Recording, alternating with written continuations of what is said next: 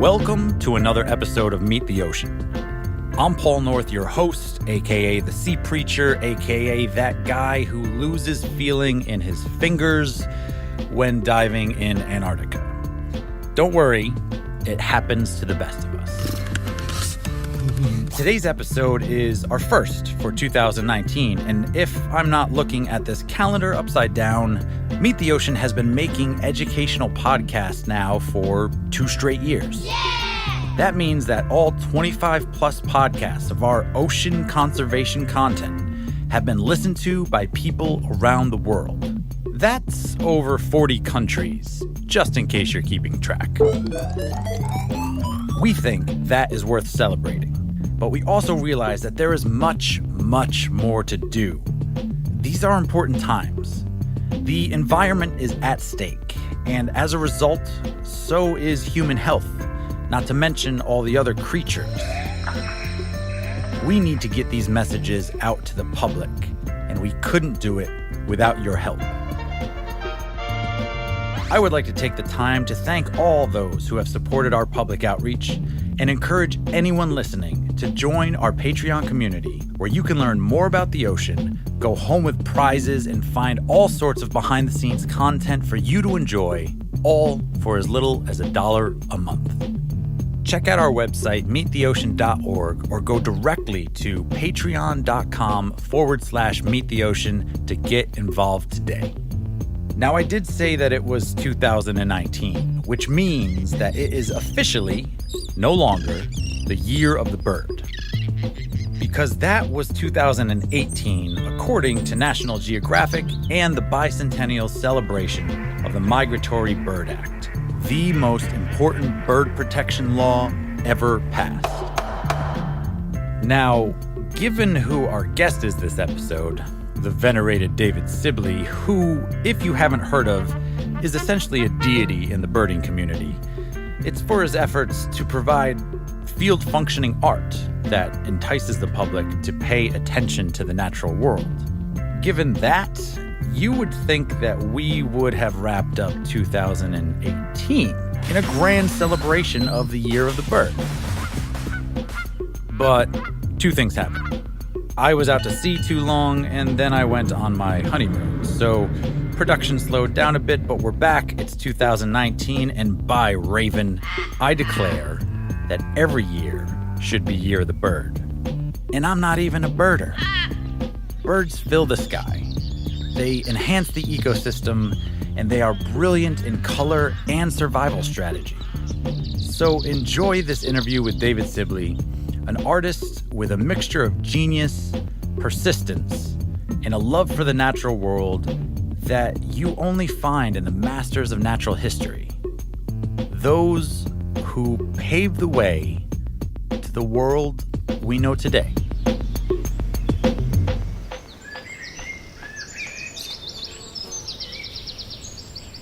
Welcome to another episode of Meet the Ocean. Today, if you hear a creak or a crack, it is because we are at sea on the National Geographic Explorer heading west from the island of South Georgia to the Falklands. Of course, on expeditions like these, we have some pretty special guests, and I have one with me here today.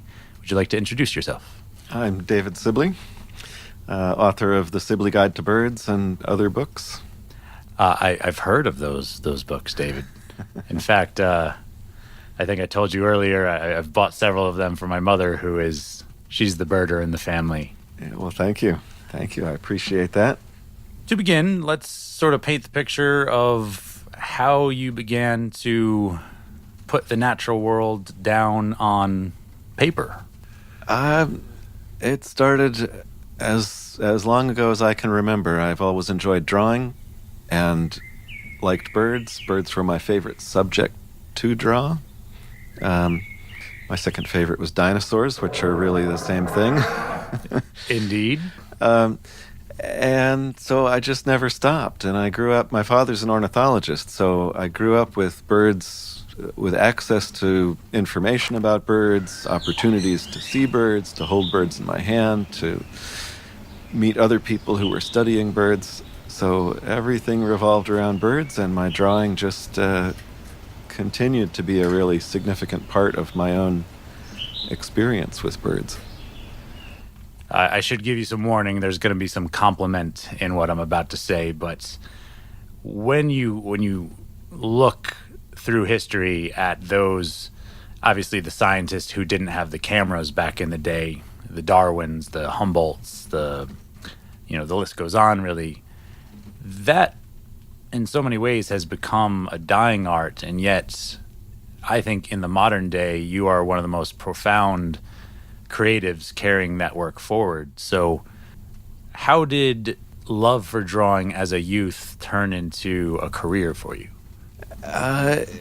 It just happened. I never really questioned it, and whether that was wise or not, I don't know. It worked out for me. But I grew up using bird guides, illustrated guides to bird identification. Most of the adults that I knew were birders and used field guides. And Roger Torrey Peterson, the father of the modern field guide, lived about 20 miles away from us in Connecticut, and I met him a couple of times. So all of that together gave me the sense. When I think back on it now, I realized that I always thought of field guide illustration and writing field guides as one of the typical career paths, just another thing that people do. And I never really considered another path. And drawing was always, it's just an integral part of my bird study. When I go out and look at birds, the way that I study them is by drawing. And the drawing forces me to develop an understanding of the shapes, the proportions, the patterns. And it's just a great way to learn about anything, but particularly about birds. And the deeper you get into it, the more you learn, the better the drawings are. It just sort of feeds on itself, this information and drawing, understanding and drawing.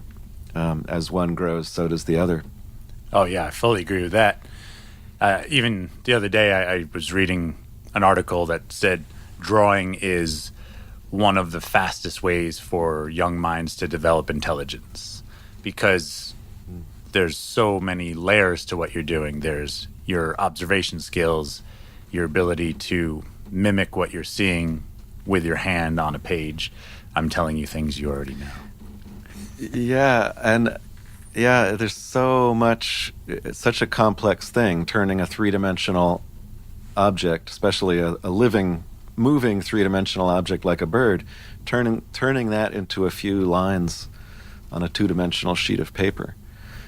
It's a very complicated thing, and it takes a lot of practice and a lot of experimentation and just sort of testing, kind of.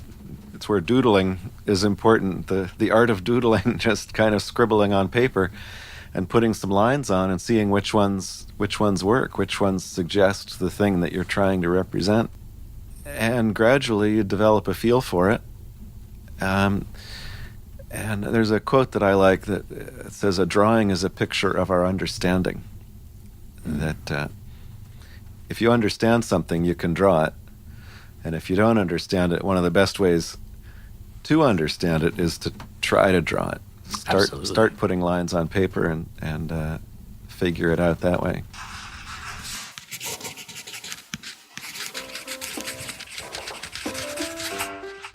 My mother is a birder. That's right, a birder. It wasn't always like this. Growing up in Colorado, we used to just go on walks. And now it's all about identifying different species and which one is in breeding plumage, and how about those migration patterns? 20 minutes of the details of a bird commute. Super useful to my everyday life. And she's still talking about a life list. It's 2019. There's an app for that. It's called eBird. Question: have you ever been in the passenger seat when your birding mother sees a hawk or an egret or, say, a pigeon go by? Well, you're not alone. Wear your seatbelts, people. Birding is incredibly dangerous. And don't even get me started on binoculars. And the camera. And the guidebook for all of North America. Really?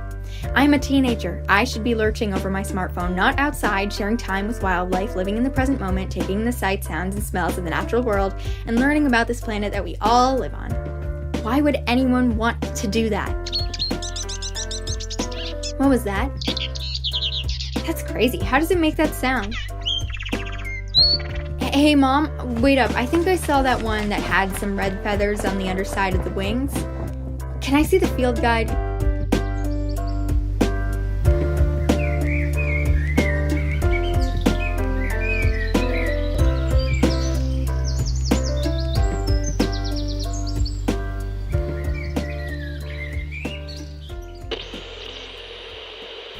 Just for some scope for our audience, how many books have you had published at this point, or field guides? There are, let's see, 5, 6 books in the Sibley, sort of the Sibley Guide series. Some of them are, there's the big guide to birds, and then the eastern and western field guides to birds are adapted from all the material that's in the large book. There's a guide to bird life and behavior, a book called Birding Basics that's really the expanded introduction of the field guide, and then I also did a guide to trees. Oh, you drew some trees? Yes, I drew lots of trees. All right, well, it's good to know you have a diverse portfolio. Oh, I'm being humorous, but any idea at how many species you have put in those guides? Just offhand. The bird guide now is about over 900 species, and the tree guide, I think, was about 700. Wow, that's incredible. So, yeah, and I try to illustrate all the different aspects of whatever I'm representing. So birds in flight, swimming, standing, winter, summer, adult, immature, male, female, all the variations. And the same with trees, tried to show fruit, flowers, bark, twigs, leaves, and to give people a visual catalog of what they're looking for. Yeah, and please let me say that everyone who is on board right now is charmed that you are here, because I think your work has had such an effect on us. You're essentially a household name. I'm not sure if that has the sort of rock star quality to it, but certainly in the modern day, if anyone is interested in the outdoors, then your name has come across, I would say. How does that feel? It's it's very nice. It's very gratifying to know that my books have been helpful to that many people and have helped to introduce that many people to the natural world. I'm not really an attention-seeking person, you might have guessed. So it's a little awkward sometimes being out somewhere where I'm surrounded by people who know who I am, and I don't know anything about them. I can imagine. But overall, it's just fantastic to know that I kind of think of these books. Sometimes I describe them as like the directory, the phone book of birds and trees, that they'll tell you the name and the address and a little bit of information about each one, and it's up to you to then go out and actually get to know those creatures. Yeah, absolutely. And that, I mean, I'm married to an artist, so I very much know the tendency to downplay things, but I would say that the work that you have accomplished and are continuing to, it has a sacred quality to it, because the natural world is not as easily accessible in this moment as I think it used to be for the everyday experience. You know, you can live in a city and hear about birds, but all you might see in your week is maybe a pigeon, and if you look up, a peregrine falcon that's trying to eat those pigeons. Yeah. Yeah, it's true that many people's lives have become more and more removed from nature. And living in the cities nowadays, you can go days, weeks without really seeing any direct contact with nature aside from weather. And I think that's actually one of the things that makes birdwatching so appealing to people. And birdwatching has been growing a lot as a hobby in the last 50 years. I think it has something to do with that, the shift of our lives away from nature, and that birdwatching is a way for people to reconnect. Birdwatching is, it's a great hobby. It's fun. It's exciting. It's constantly different. It's interesting and fun at any level. So it's a lifelong hobby, and it's fun if you're a beginner. It's fun if you're an expert.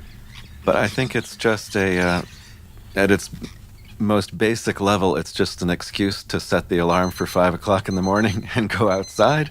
And it doesn't really matter whether you see the bird you're searching for or not. It's nice to be out there in nature, seeing insects and trees and flowers, and every birdwatcher you meet will tell stories about when they were out and the fox that they saw catch a mouse, or we're looking at a flower and suddenly a mantis was there catching an insect, or whatever. You have all these other experiences while you're out birding, and they're a big part of it. And I think that we say we're birdwatching, and birdwatching is really the structure, the kind of the guiding force of these outings, but it gets you outdoors, it gets you out at different times in different places, it takes you all over the world. And it's really just a hobby that facilitates connecting with nature.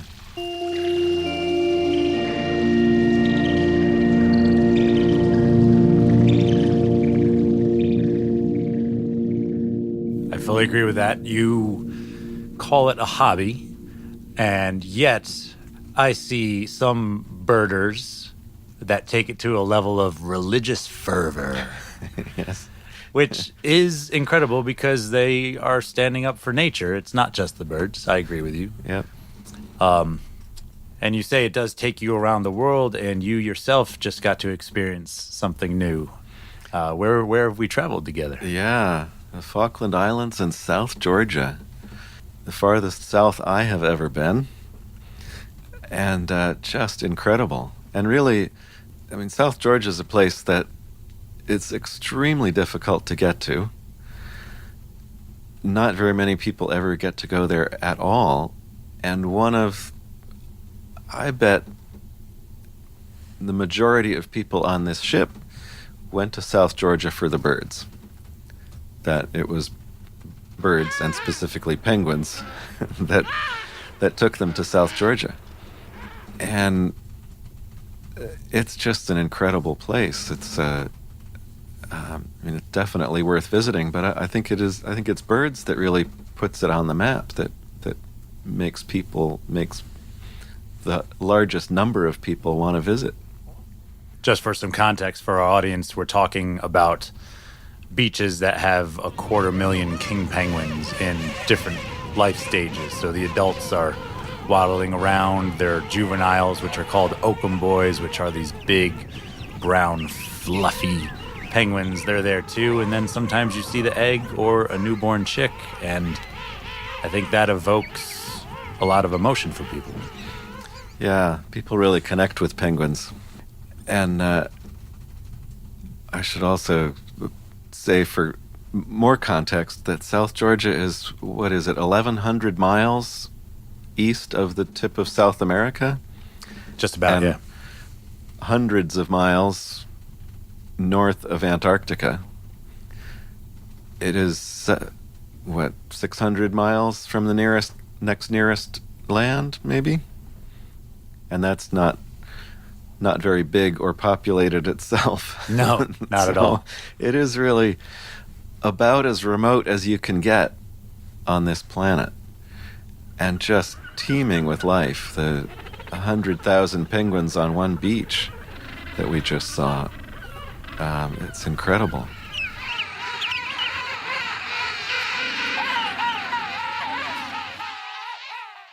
So I'd love to hear just your reaction to that experience. We got to spend 5 or 6 days there, so I'm sure there's many encounters that you could speak of. But what sort of stands out for you?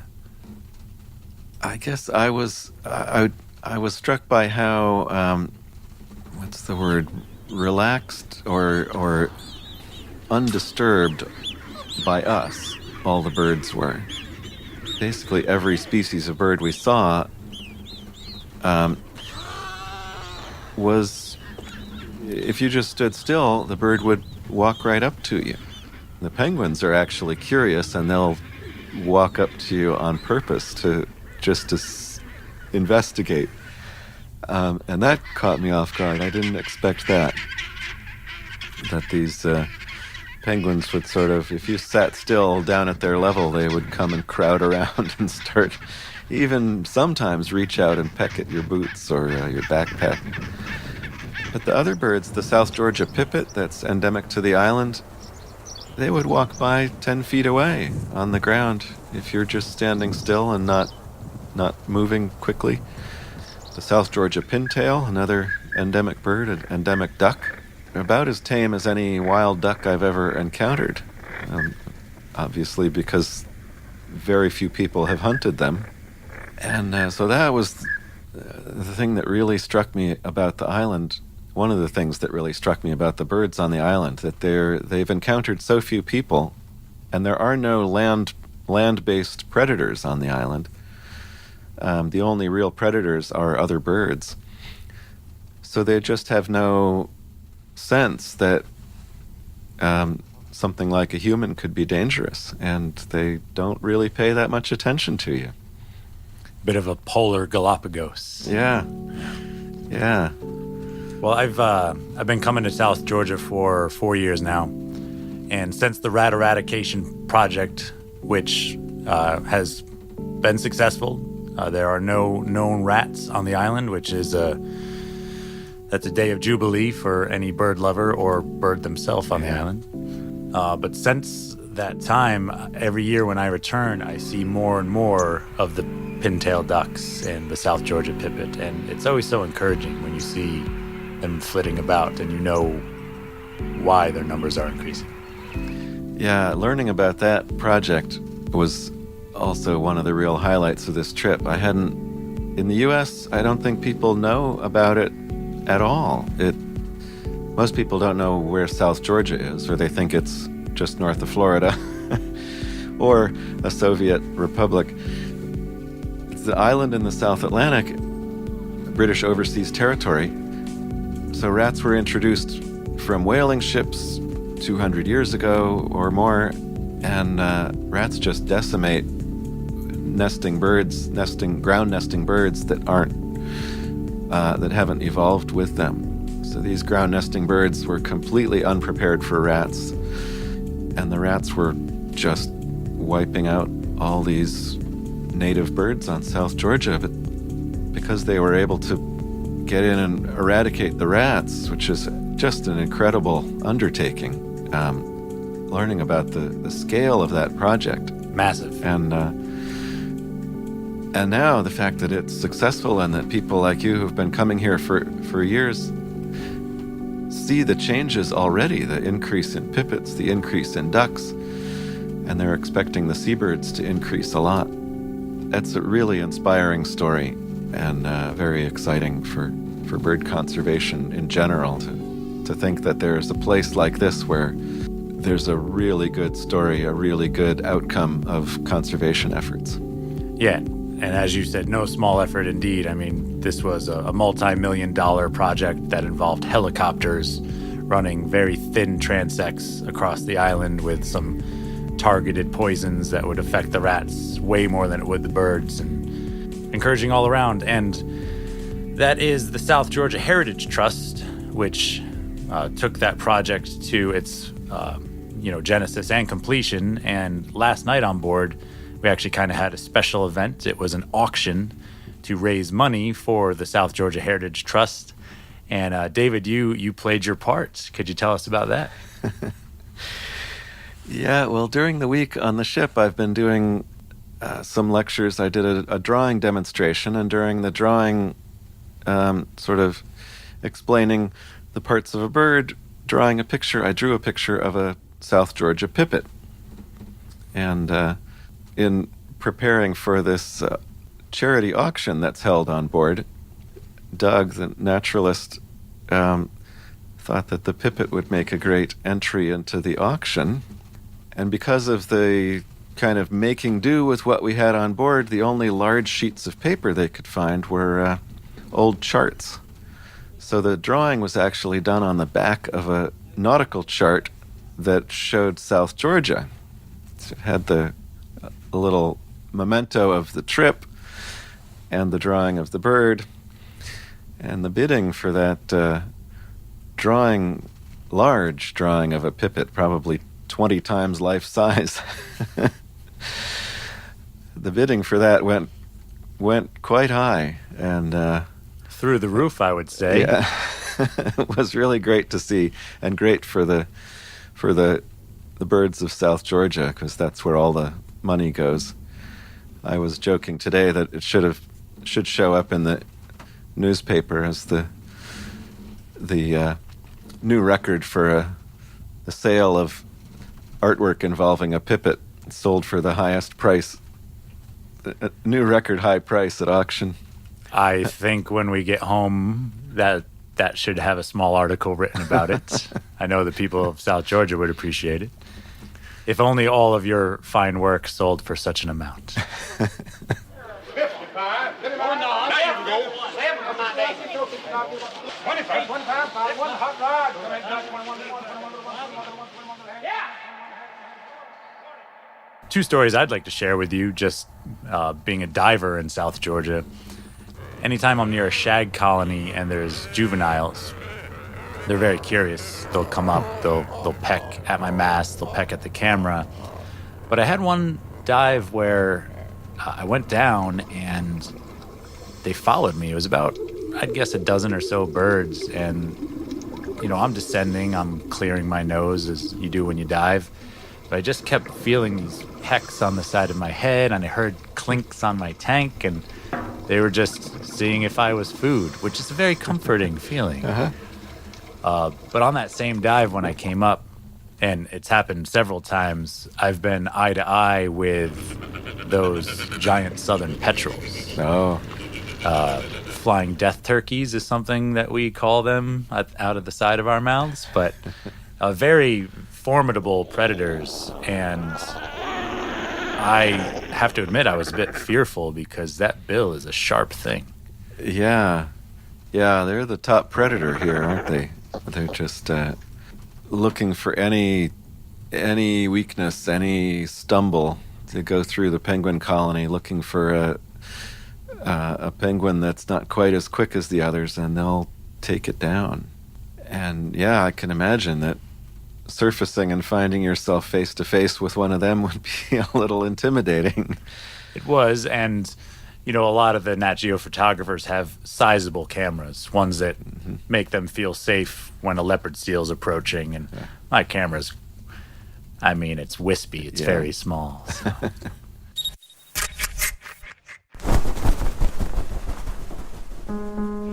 Okay, it's confession time. Apparently, I too am a birder. Now, before you start judging my condition, realize that I am genetically predisposed to this, as my grandmother is also a birder, thus making me a third-generation appreciator of the winged wonders with which we share this world.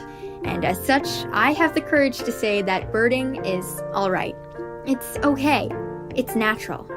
Whether you are keeping a life list or just being quiet enough to realize that you are not alone, we accept your curiosity and your determination. I'm Charlotte Fisher, and this has been a semi-fictional, mostly comical account in support of bird life everywhere. Check out eBird and SibleyGuides.com to see David's artwork and field guides.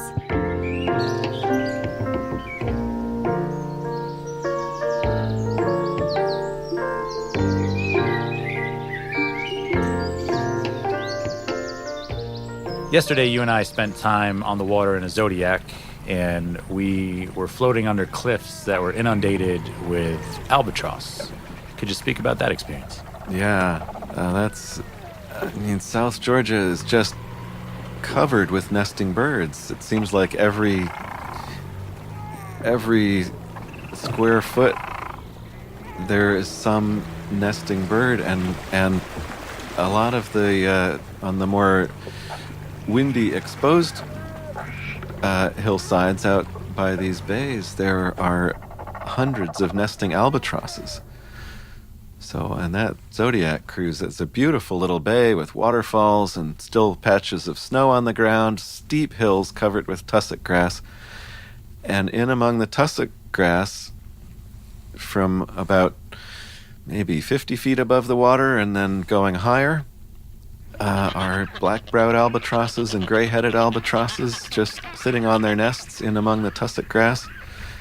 And light-mantled albatross circling around doing their courtship flights, and all the black-browed and gray-headed albatrosses constantly flying in and out, gliding back and forth on the updrafts along that hillside. It was really a magical spot, and we had blue sky and calm winds right there at that yesterday afternoon. So that was really special to see, to be there with really within 100 yards of us. There were several hundred albatrosses all nesting and circling and flying, calling. It was just fantastic.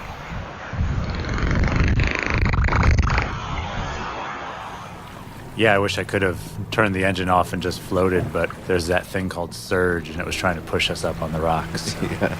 Yeah, nice weather, but big swells. Yeah, that's South Georgia for you, for sure. Well, it's no coincidence, I'm sure, to have you on board during the Year of the Bird, a very special year. Could you tell the audience what that is all about? Yeah, the Year of the Bird is, it's celebrating birds, of course. Every year should be the Year of the Bird.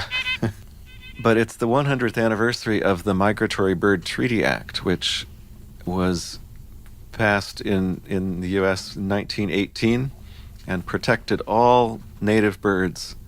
And it's one of the most important and powerful conservation laws ever passed. It has had a huge positive impact on bird populations in the U.S. and it's internationally. It's migratory birds, so it carries across the border to Canada and Mexico. So the Year of the Bird is kind of celebrating that hugely important conservation legislation, celebrating the fact that we have that, which also points to the need to keep that in place and even strengthen it and do more. All the things, the other things that need to be done for birds.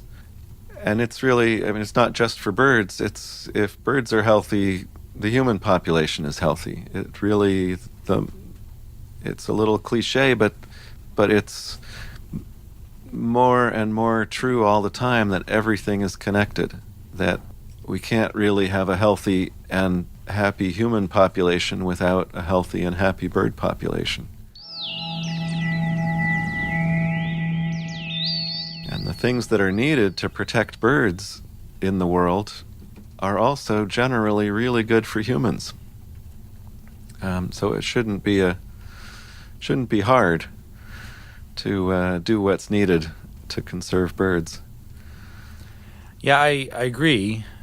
And, it's only a cliche to say something about the connectivity of nature because it's so easy to say, but to fully realize it, to understand your role in the ecosystem, and even that you are an animal within it, I think that is something that doesn't come as instinctually as it used to. So, before you can begin to teach about the interconnectivity, you have to teach about the individual creatures, which I think you've done a magnificent job with in your career. So I've interviewed several people about the Year of the Bird to get their perspective, and they all agree that every year should be the year of the bird.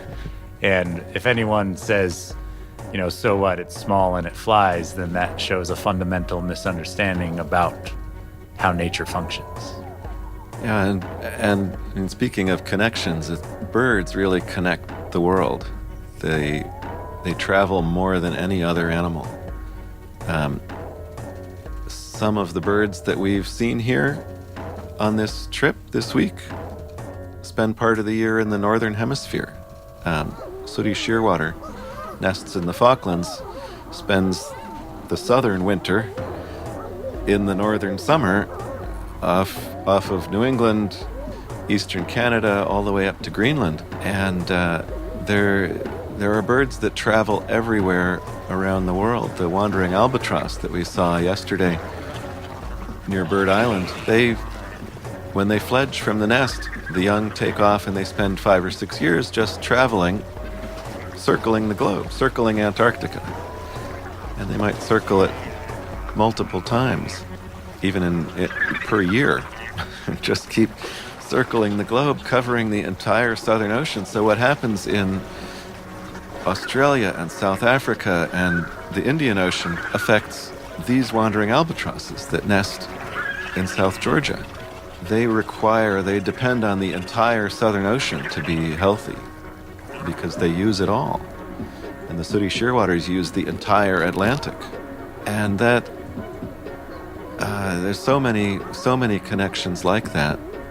And nesting seabirds also bring nutrients from the ocean up onto the land, where the island of South Georgia, the plants there probably depend to a large extent on the nutrients that are brought in by the seabirds.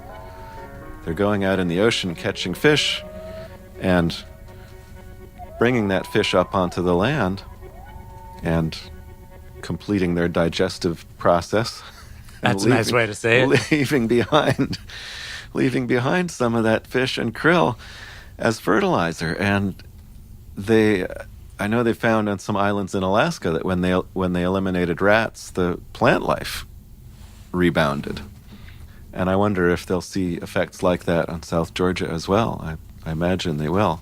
But it's that kind of connection that birds bring so much with their movements, and they really do depend on the entire globe. As a diver, I will add that every underwater ecosystem is more diverse and profound with life if it's underneath a bird cliff. So I try not to think about what I'm swimming in. I've been diving under some pretty intense bird cliffs before.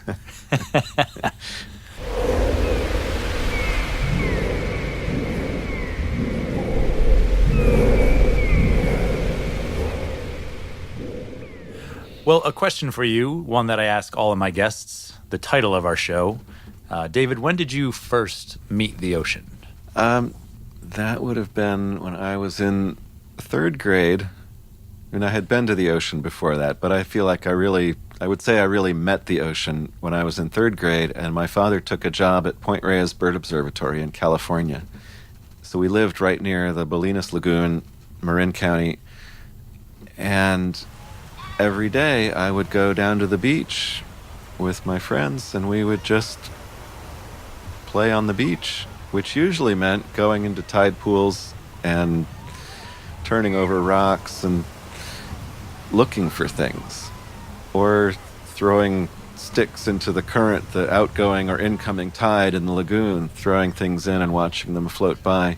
And the stuff that was washed up, I loved beachcombing, and just being there as a kid, going down to that beach and seeing what the tide had brought in was just always fascinating. It was this incredibly rich resource that we could just touch the edge of. I remember my mother one day saying something about, if you come back from the beach one more time with your clothes soaking wet. And I remember that because the very next day I went to the beach, and I was at the edge of the lagoon inlet, and I don't know, the sand just gave way underneath me and I slid into the water and I was all wet again. Hey, mother should come to expect these things. Oh, that's amazing.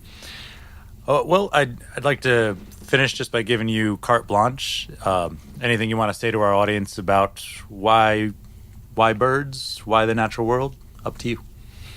Well, I think that, like I said before, I think birds just make a fantastic touchstone for a connection to the natural world. That being introduced to birds and noticing what's around you, you'll start to notice all kinds of other things.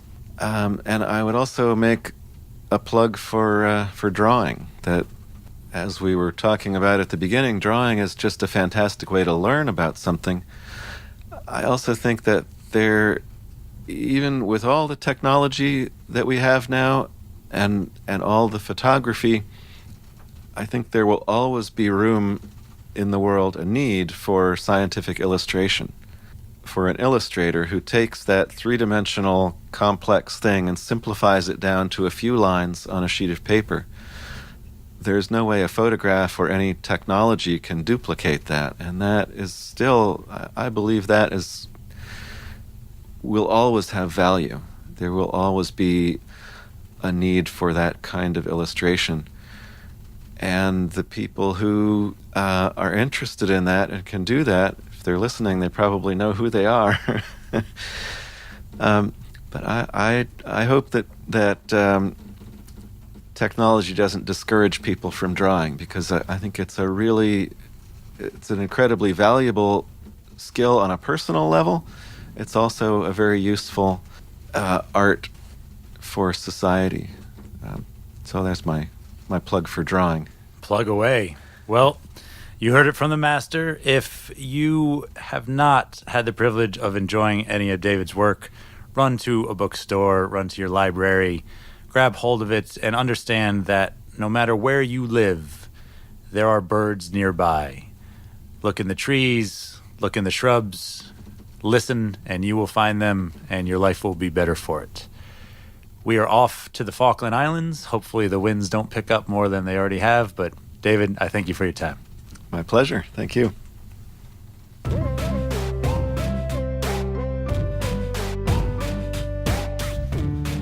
Hi, this is Kelsey Anderson, sound designer of Meet the Ocean.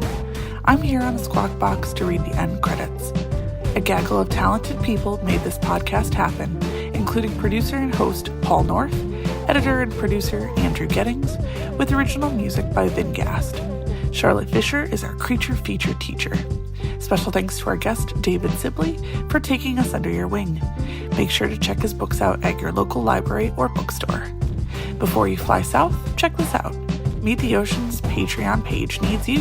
Sign up today for as little as $1 to become an ocean defender and help us reach our education and production goals. Bird's the word. May your troubles be bubbles, listeners. Until next time.